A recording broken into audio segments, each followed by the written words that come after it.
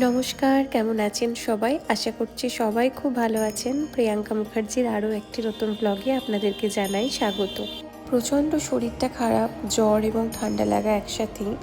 কিন্তু নিজেদের কিছু কাজ না থেকেই যায়, যেগুলো নিজেরা না করলে ঠিক পোষায় না।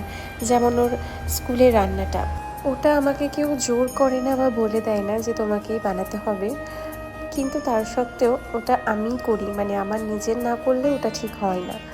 তাই শরীরটা যতই খারাপ থাকুক না কেন, নিজেকেই ওটা করতে হবে। বিকেলে একটু বেরোবো বলে রেডি হচ্ছি। আমাদের সাঁইথিয়াতে বইমেলা হয়েছে, তো সেইখানেই যাব। সময় করছিলাম কবে যাব। তো আজকে আধ ঘন্টা মতো সময় পেয়েছি। ওই আধ ঘন্টা সময়েই আজকে ভাবছি বইমেলা যাব। ও এখনও স্কুল থেকে ফেরেনি, ফিরে গেলেই আমরা একসাথে বইমেলায় যাব। আমি প্রায় রেডি। আর এখানে আমি চুলটা আঁচড়ে নিচ্ছিলাম। যেহেতু আমার খুব বড় চুল, তাই কি করব, কোনোটাই কিছু হয় না। সব সময় তো ওরকমভাবেই গুটিয়ে পাকিয়ে বেঁধে নিই। তো আজকে ভাবলাম একটু বিনুনি করি। কিন্তু বিনুনি করেও যে খুব একটা কমফোর্টেবল বোধ হয় সেটা নয় কিন্তু, কারণ অস্বস্তি হয়। আমাদের হয়ে গেছে আর আমরা বেরিয়ে পড়েছি এখন রাস্তায়। খুব একটা সন্ধে হয়নি। এই যে সাঁইথিয়া অভেদানন্দ মহাবিদ্যালয়, এখানে মানে কলেজে আমাদের বইমেলাটা অনুষ্ঠিত হয়েছে, যেটি শুধু বইমেলা নয়, বই, হস্তশিল্প এবং খাদ্য মেলা একসাথে।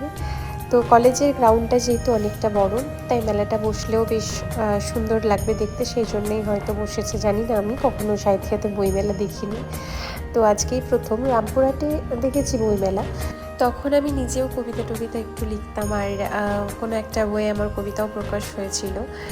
তো সব মিলিয়ে খুব ভালো সময়টা ছিল তখন। এখন সময়টাও খারাপ নয়, এখন সময়টা ভীষণ ভালো।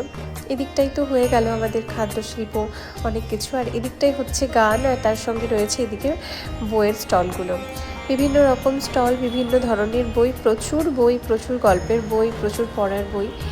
সব মিলিয়ে যারা পড়ুয়া, যারা পড়তে ভালোবাসে, তাদের জন্য খুবই ভালো একটা মেলা, বিশেষ করে বই মেলাটা। আর আমাদের মতো যারা গল্পের বই টুকটাক পড়ায়, তারা তো ওই বইটা দেখেই ভালো লাগে, এটাই আর কি। চলুন একবার ওই হাতের কাজের স্টলগুলোই দেখায় আপনাদেরকে। খুব সুন্দর সুন্দর এই ট্রেগুলো, বেশিরভাগ সবাই এসেছে বোধহয় বোলপুর থেকে, কারণ এই হাতের কাজগুলো বোলপুরেই খুব বেশি চলে। মানে ওরাই বেশি বানায় সোনাঝুরির হাটে। এদিকে কিছু জামা কাপড়ের দোকান ছিল, সেগুলো বেশ সুন্দর। আমার তো সবগুলোই মনে হলো বোলপুর থেকেই নিয়ে আসা। আর টুকটাক আমরা এদিকে একটু ঘোরাঘুরি করছিলাম, দেখছিলাম। কলেজ মাঠটা বেশ বড়, যে জন্য খুব ভালো লাগছিল দেখতে। আর খাবারের দোকান ছিল, কিন্তু কিছু খাইনি। ভিডিও এতটাই ভালো লাগলে অবশ্যই একটা লাইক করবেন, আর অবশ্যই পাশে থাকবেন। দেখা হচ্ছে নেক্সট।